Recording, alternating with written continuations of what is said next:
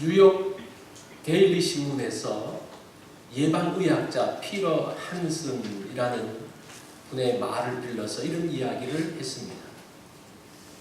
사람이 건강하려면 몇 가지 조심을 해야 되는데, 첫 번째가 적당하게 음식을 먹는 것, 두 번째가 적당한 운동을 하는 것, 세 번째는 나쁜 습관을 버려야 한다라는 것입니다. 이 나쁜 습관이 뭔가를 말하면서, 나쁜 습관은 술 먹고 담배 먹는 것, 또 화내는 것, 이 화내는 게 건강에 나쁘지 않습니까? 그리고 게으른 것, 자, 이런 것들을 조심하면 건강할 수 있다라고 말합니다. 그러면서 이분이 이것은 50%다 이렇게 이야기합니다. 그렇게 하는 것은 50%고 나머지 50%는 사랑하는 것이다 이렇게 이야기를 했습니다. 의사가 건강의 중요한 요건으로 사랑을 이야기를 하더라고요.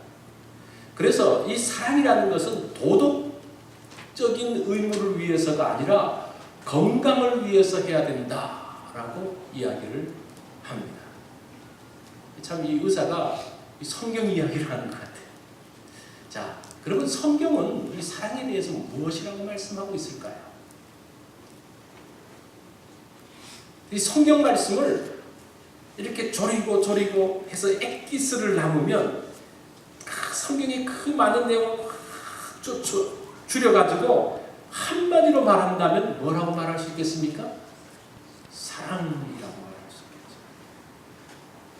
이렇게 묻습니다. 첫 번째 되는 계명이 무엇입니까? 제일 큰 계명이 무엇입니까? 라고 말할 때 뭐라고 말해요?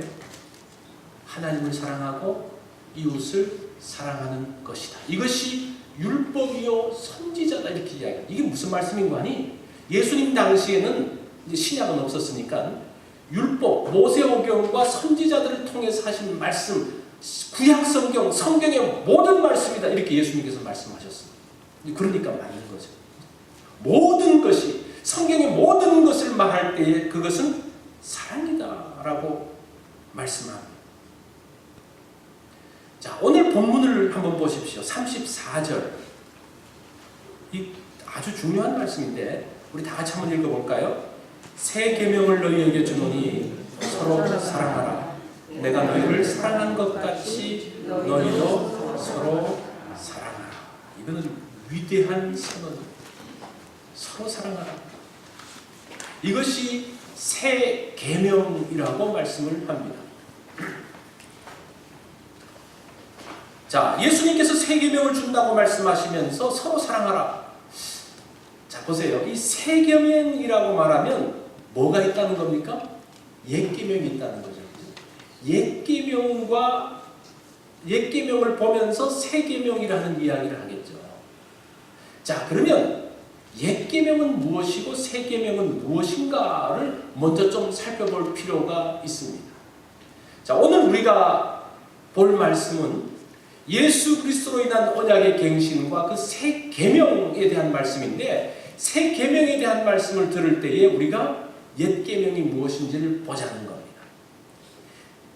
옛 계명 또는 옛 언약은 하나님께서 이스라엘 백성들 애굽에서 나올 때에 이스라엘 백성들과 함께 시내 산에서 맺었던 그 언약, 그때 주신 계명이 옛 계명이었습니다.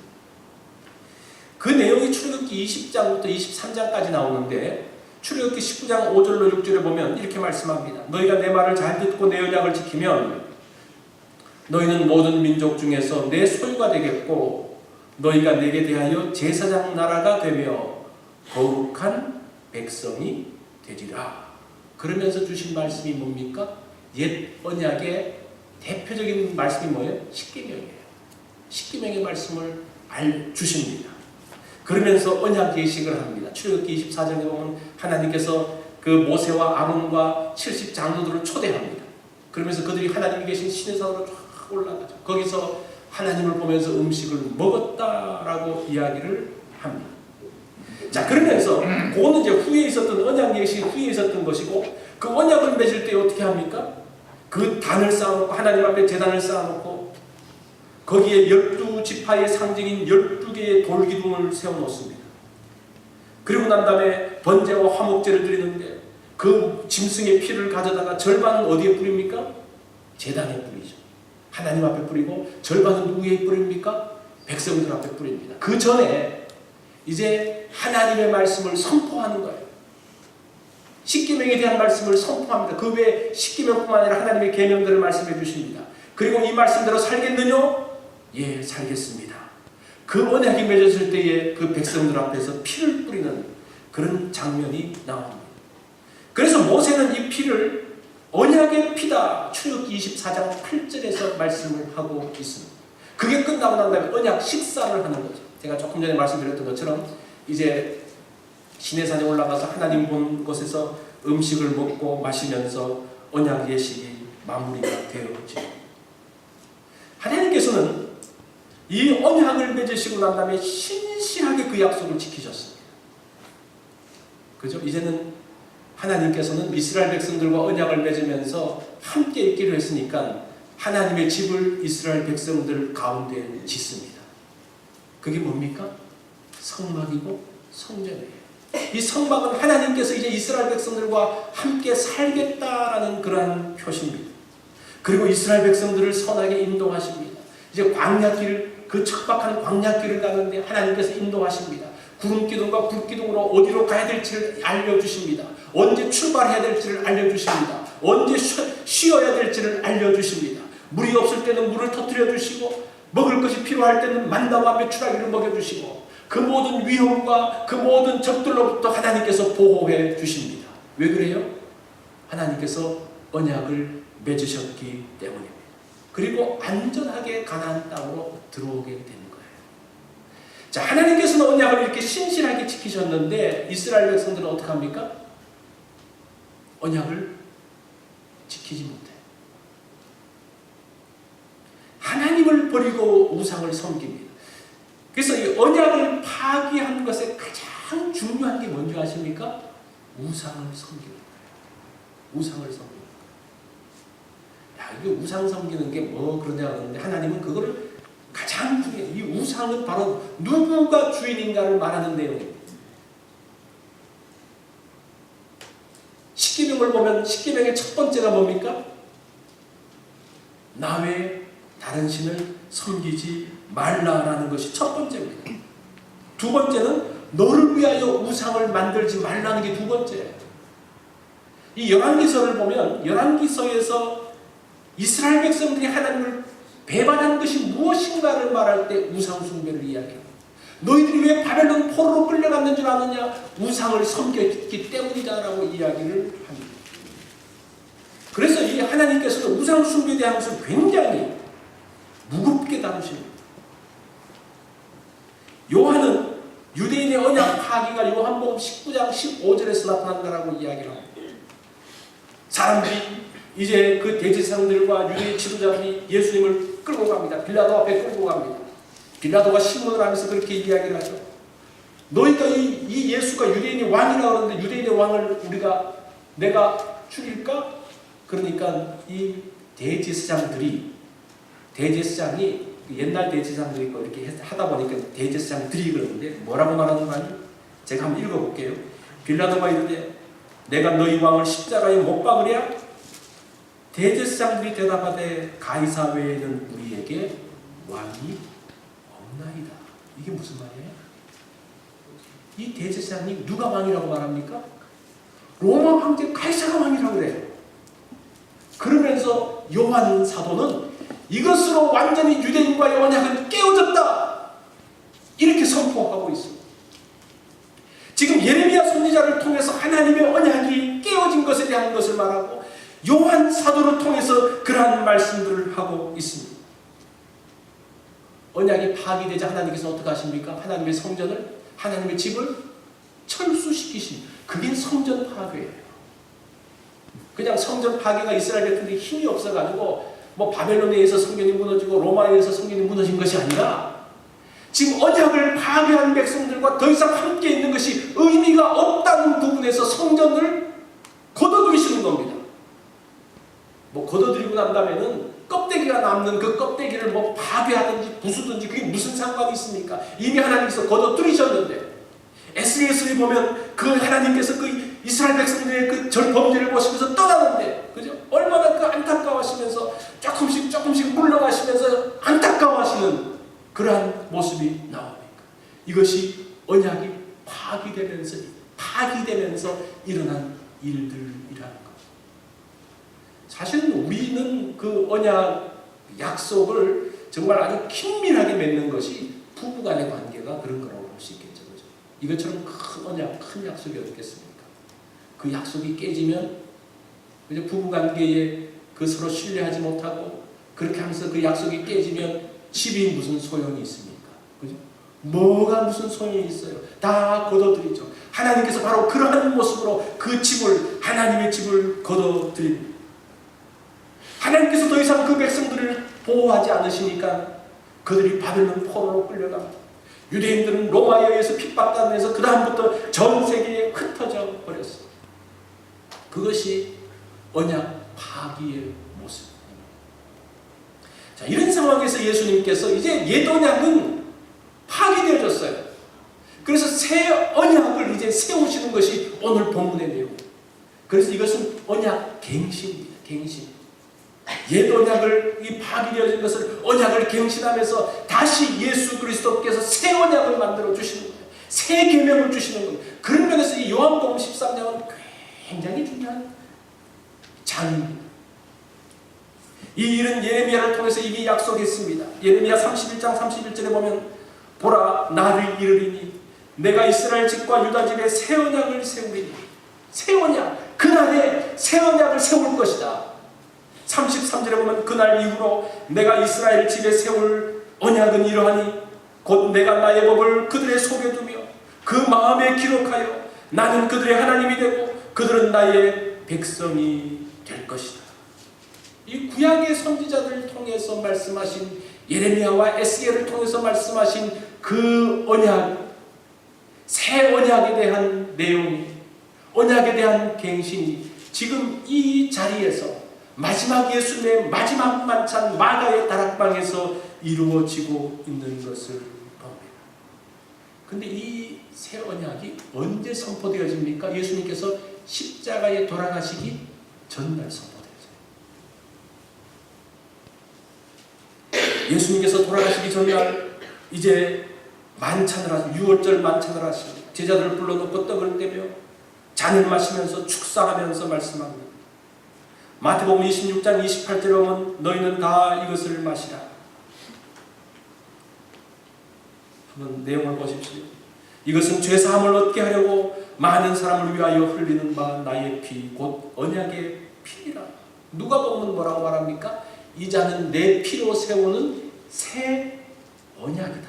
특별히 이 잔을 먹는 것이 그 새 언약의 피로 말씀을 하고 있습니다. 그러면서 언약이 갱신되어지는데 그 언약이 갱신되어진 그 의식은 그 다음날 골고다산 십자가에서 치루어지는 거예요. 그것이 이 새 언약과 십자가가 이렇게 연결되어지고 있는 것을 봅니다. 마태복음 26장 28절에 보면 너희가 이것을 마시라. 뭐합니까? 뭐하기 위해서? 세 가지로, 새 언약을 통해서 주어진 세 가지가 무엇인가 하니 첫 번째는 죄사함이에요. 죄사함. 죄사함을 얻게 하기 위해서. 두 번째는 이것은 많은 사람을 구속하기 위해서. 죄사함과 구속과 마지막은 뭡니까? 새 언약의 피를 말씀하고 있습니다. 그러면서 예레미야는 뭐라고 말씀하는 거 아니? 내가 친히 그들의 죄를 사하고 다시는 기억하지 아니하리라. 왜 그래요? 예수 그리스도의 죄사함과 예수 그리스도의 구속으로 그 일이 일어났기 때문이라는 것. 옛 언약은 모세의 중보를 통해서 짐승의 피를 잡아다가 이스라엘 백성들과 이제 하나님 사이에 언약을 맺습니다. 새 언약은 어떻게 됩니까? 예수님이 친히 중보자가 되십니다. 그리고 누구의 피로? 누가 제물이 됩니까? 예수님이 제물이 되어집니다. 그리고 예수 그리스도와 하나님과 신약의 성도들이 이제는 언약을 맺게 되죠. 그것이 옛 언약과 새 언약이 다른 점이에요. 그 옛 언약은 특별히 이스라엘 사람을 대표해서 이스라엘 사람들과 맺은 언약이라면 이제는 신약의 성도들은 모든 예수 그리스도를 믿는 사람들과 맺는 언약이 되어지는 것. 그 언약식의 대표가 누굽니까? 12 사도들이 거기에 참여하고 있습니다. 그러면서 믿는 모든 성도들이 그 언약 가운데 들어가게 됩니다. 이제 이 새 언약을 통해서 우리는 하나님의 자녀가 되는 권세를 얻게 되었습니다. 그 특권이 이 새 언약, 언약 갱신을 통해서 이제 우리에게, 옛날에는 우리는 이방인이었어요. 유대인들이 이방인을 어떻게 생각합니까? 뭐 개처럼 생각하고, 쓸모없는 자처럼 생각하고, 지옥의 땔감으로 생각하고, 그런 존재가 새 언약의 갱신을 통해서 이제 우리가 하나님의 자녀인 특권을 얻게 되었다라고 말씀을 하고 있습니다. 이 영광스러운 장면이 요한복음 13장이네요.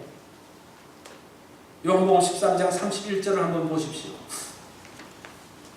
그가 나간 후에 예수께서 이르시되 지금 인자가 영광을 받았고 하나님도 인자로 말미암아 영광을 받았도다. 그가 나간 후에라는 것은 가룟 유다가 나간 후에를 이야기합니다. 자, 그리고 난 다음에 인자가 영광을 받았고 하나님도 인자를 인해서 영광을 받았도다. 이게 무슨 말씀입니까? 지금 이 새 언약이 만들어지는 그 영광스러운 장면을 보면서 예수 그리스도가 영광을 받으시고 그로 인해서 하나님께서 영광을 받으시는 그 장면을 말씀을 하고 있습니다.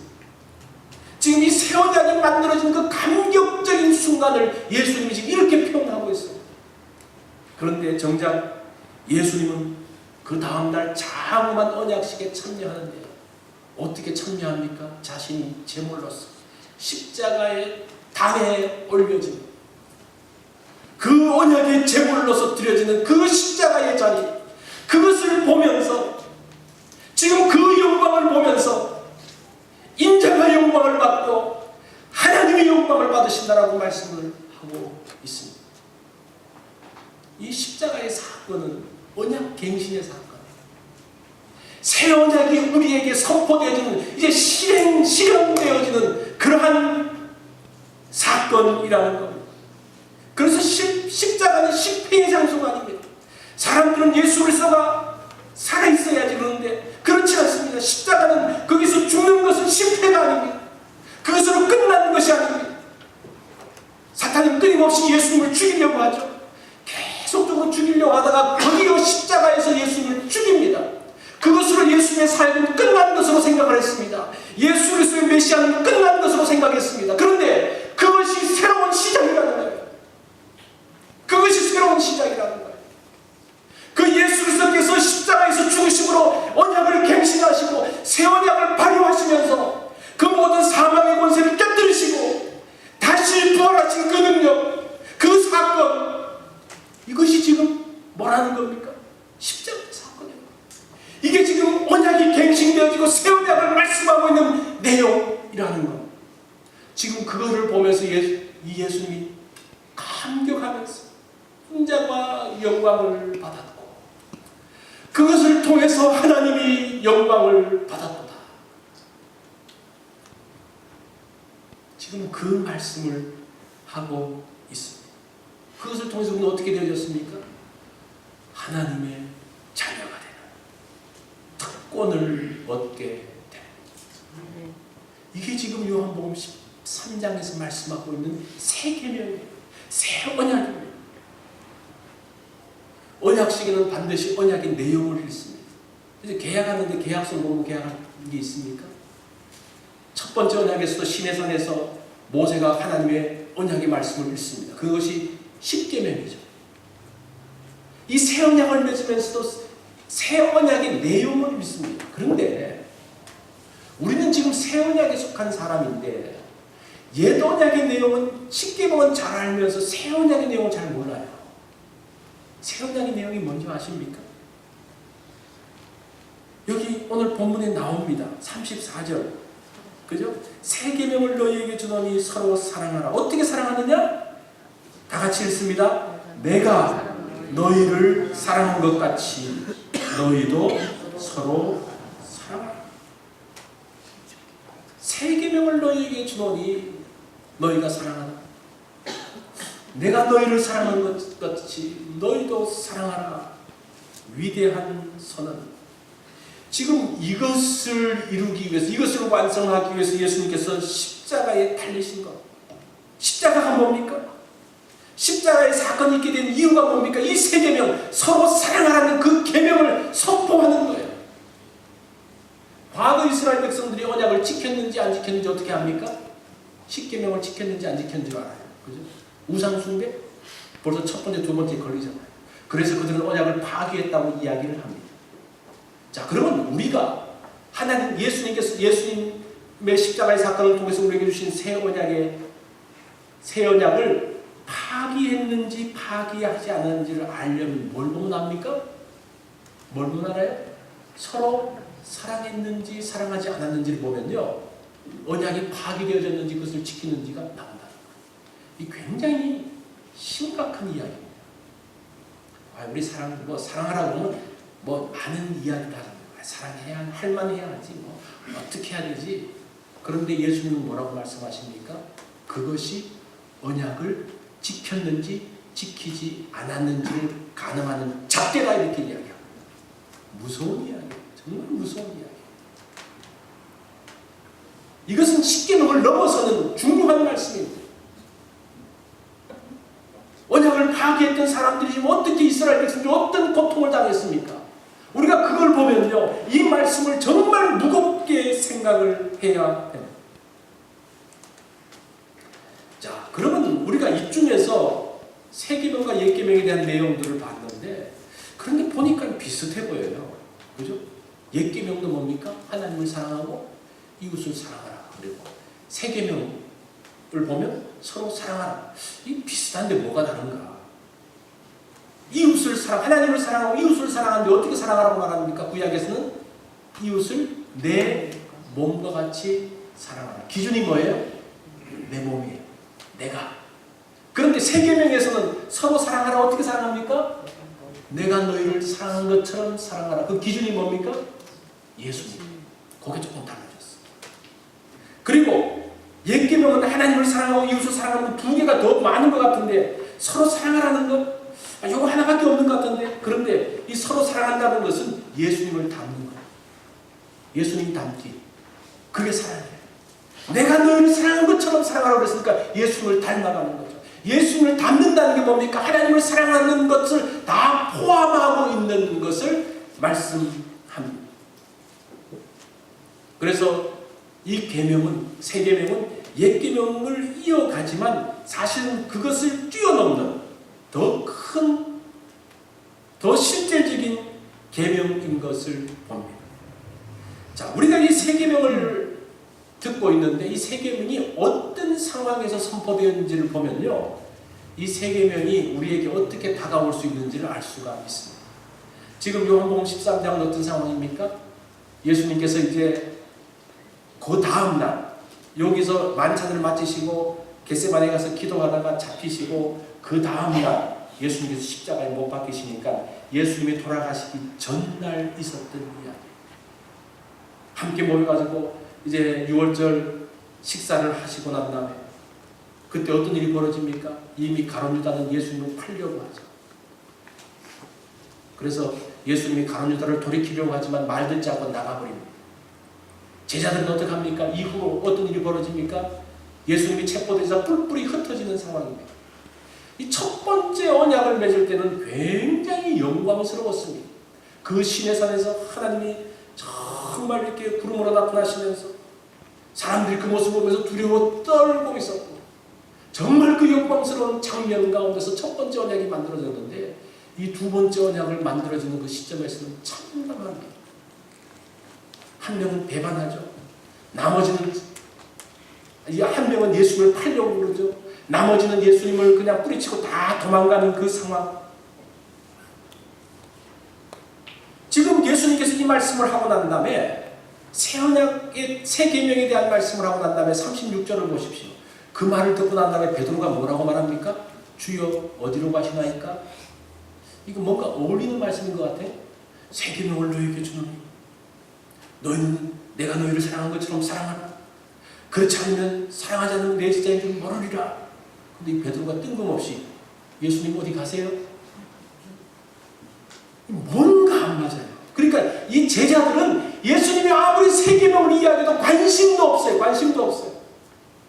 이게 얼마나 기가 막힌 상황입니까? 그 기가 막힌 상황에서 보세요. 이 새 계명이라는 것은 제자들이 예수님의 계명을 붙들어서 그 새 계명의 역사가 나타나는 것이 아니라 제자들은 관심도 없고 아무 생각도 없는데 예수님께서 말씀하셨기 때문에 그 새 계명의 능력이 있는 거예요. 그 사람들은 관심도 없고 아무것도 모르지만 예수님께서 그 새 계명의 목숨을 걸었기 때문에 그 새 계명의 능력이 있는 거예요. 이것은 이 새 계명은 사람들이 만든 것이 아닙니다.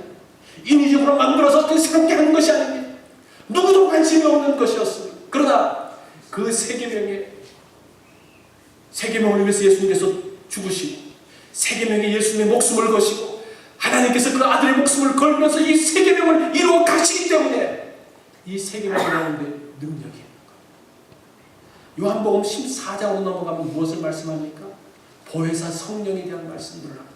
보혜사 성령이 오셔서 하신 일들이 뭡니까? 너희가 들은 진리의 말씀들을 생각나게 할 것이다. 이 새 계명은 예수 그리스도와 하나님께서 하실 뿐 아니라 성령님께서 그 새 계명을 기억나게 하시고 역사하게 하시고 그 마음 가운데서 일으키심으로 인해서 나타난 능력이 바로 새 계명, 새 언약의 능력인 것을 봅니다. 그래서 이 새 계명은 어떻게 보면 사람이 눈으로 봤을 때는 시시하게 시작한 것처럼 보이지만 참담하게 시작한 것처럼 보이지만 그러나 하나님 편에서는 정말 모든 것을 거시고 그 백성들을 범죄한 백성들을 다시 회복시키시기 위해서 준비하셨던 놀라운 사건이라는 것. 근데 사람은 그 놀라운 사건들을 보지 못하고 그냥 시시하게 지나간 것. 이것이 새 계명이에요. 그런 면에서 이 새 계명 새 언약은 더 소중하고 더 놀라운 능력이 이 가운데 있습니다. 워싱턴 대학의 그 사회학과 종교학 교수인 로드니 스타클이라는 분이 이런 책을 썼습니다. 기독교의 부상. 이 부상이라는 말이 뭐 부상당했다는 말이 아니고 기독교가 다시 일어나는 The Rise of Christianity라는 다시 기독교가 다시 일어나게 된 이유가 무엇인가를 이 사람이 초대교회 역사를 보면서 연구를 했습니다. 그러면서 이렇게 이야기를 합니다. 그는 로마의 식민지 한 구석에서 시작된 기독교회가 어떻게 그렇게 빠른 시일 내에 성장하여 로마의 국교가 되었는지 궁금했습니다. 어떻게 그렇게 됐느냐 이렇게 이야기를 합니다. 예수님의 초기 제자들은 그들 주위의 다른 사람들보다 더 동정심이 많았다. 이 사람은 동정심으로 표현하는 게 사랑이죠. 사랑이 많았다. 그들은 다른 사람을 넘치게 사랑했고 헌신적으로 섬겼다. 그러면서 그 실제적인 예를 드는데 AD 165년에 로마의 그 전염병으로 인해서 많은 사람들이 죽었습니다. 한 15년 만에 그 전염병 걸리고 15년 만에 인구의 12분의 1이 죽은 거예요. 엄청나게 많은 사람들이 죽었는데 그리고 난 다음에 251년에도 또 다른 전염병이 돌아가지고 도시가 텅 빌 정도로 어려움 가운데 들어갔습니다. 그던 시기에 비기독교인들은 전염병자들과 접촉을 피하여 그 도시를 떠나고 도망갔습니다. 그러나 기독교인들은 정반대였습니다. 지금 이 교수가 연구한 걸 이야기하는 겁니다. 이들은 자신을 희생하면서 교회 밖의 사람들을 치료하는 일에 자신을 헌신했습니다. 위험을 두려워하지 않고 병자들의 모든 필요를 돌아보았습니다. 때로는 전염병에 감염되어 죽기도 했습니다. 그러나 그들은 행복하고 평화롭게 이 세상을 떠나 천국으로 갔습니다. 죽음을 두려워하지 않은 채 사랑을 실천하다가 장렬하게 죽어가는 기독교인의 모습을 보면서 주변 사람들은 크게 감동했습니다. 이것이 로마를 변화시킨 원동력입니다. 이 스타클 교수가 쓴 그 내용. 주님께서 말씀하신 서로 사랑하라는 계명을 실제 그들은 그것을 들었던 제자들은 희미했지만 성령님께서 역사하시면서 그들 가운데서 초대교회의 성도들은 정말 그 말씀을 지키면서 영향력을 발휘했던 그것을 뭐 영향력을 발휘하려고 해서가 아니라 그렇게 하면서 자동적으로 영향력이 발휘되어졌다. 이 능력, 이것이 변화시켰다. 한 나라를 변화시켰다. 우리가 잘 아는 빅토르 위고의 소설 레미제라블이라는 소설도 그런 내용이지 않습니까? 장발장은 전과자, 빵 하나 훔쳐가지고 19년 동안 살았는데 이 사람이 이제 가석방 되어서 나왔어. 그 당시는 이 전과자들은 여기 노란 표를 달고 다녔다고 이야기해요. 나는 전과자입니다. 이 표를 달고 다녔다는 거예요. 그래서 가는 사람마다 이 표가 있으니까 저 사람은 범죄자가 다 피하는 거예요. 그러면서 살다가 하루는 이제 교회를 찾아갑니다. 근데 그 교회를 찾아갔을 때 그 주교가 이 사람을 사랑으로 받아주었습니다. 그런데 그 사랑을 배반하고 이 장발장이 어떻게 합니까? 은촛대로 훔쳐서 가잖아요. 가다가 경찰에 잡힙니다. 그래서 경찰이 잡아서 다시 이제 교회로 오니까 이 주교가 뭐라고 말합니까? 그것은 훔쳐간 것이 아니고 내가 선물로 준 거라고 그러면서 그 사람을 품어주고 용서해 주었어요. 거기서 이 장발장이 충격을 받습니다. 평생 처음으로 맛본 사람이었어요. 그 사람이 그 인생 전부를 변화시켰어요. 세상 사람들이 제도를 만들죠. 죄 지은 사람은 감옥에 넣어서 거기서 어떻게 하면 사람을 바꿀까? 그리고 죄 지은 사람이 오더라도 나는 죄인입니다 그러면서 노란 표를 달고 다니면서 그렇게 하면서 사람이 바뀌어집니까? 그렇게 정죄하고 사람들을 해서 바뀌어지는 것이 아니라 어떻게 바뀌어진다는 겁니까? 이 주교와 한 번의 만남 가운데서 한마디 말을 통해서 그 사람이 바뀌어지는 거예요. 무엇을 통해서? 사랑을 통해. 이게 세계명의 능력이에요. 세계명의 능력. 보세요. 이 서로 사랑을 하는 그 계명은 한 사람의 인생을 바꿉니다. 뿐만 아니라 한 국가를 바꾸고 있습니다. 이것이 지금 새 언약이라는 거예요. 이것이 지금 언약의 갱신을 통해서 우리에게 주신 것입니다. 거기에는 많은 사람들, 많은 백성들, 이스라엘 백성들이 수많이 모여있는 그 무리들이 필요한 것이 아니라 그 언약의 내용, 그 능력이 중요하다는 거예요. 그 능력이 뭡니까? 서로 사랑하는 예수 그리스도께서 사랑하신 것처럼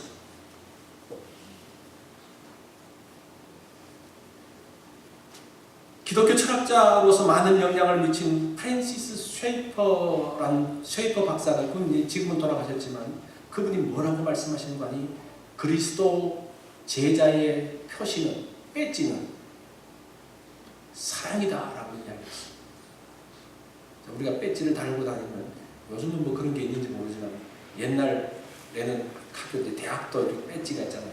그걸 보면서 저 사람 어느 학교 학생 그런 걸 아는 것처럼 우리가 예수 그리스도의 제자라는 배지 표시가 뭡니까? 우리가 철야 기도를 한다고 귀한 거죠.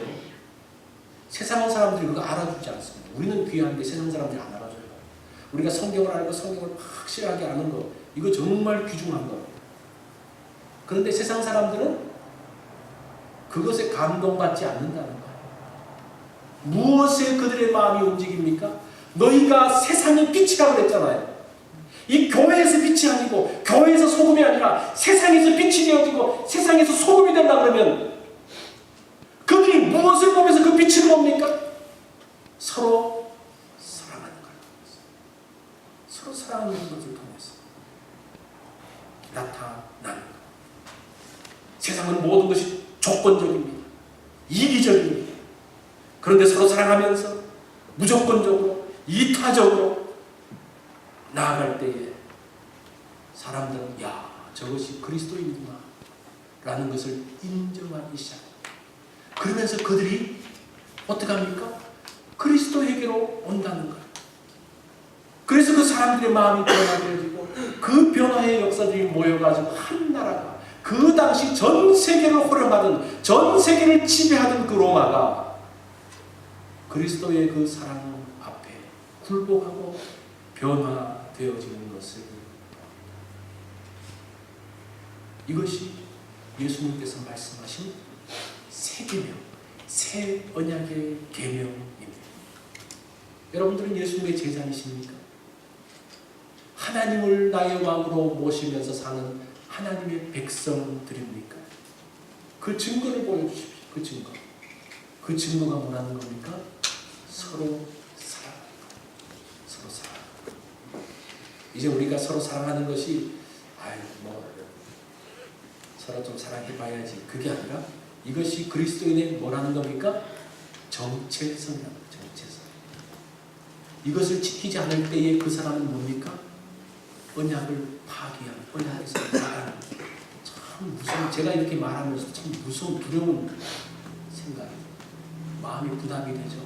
그렇지만 그 말씀 앞에서 우리가 어떻게 부인할 수가 있습니까? 오늘 우리가 이 말씀 앞에 한번 서시기 바랍니다. 우리 다 같이 기도하겠습니다.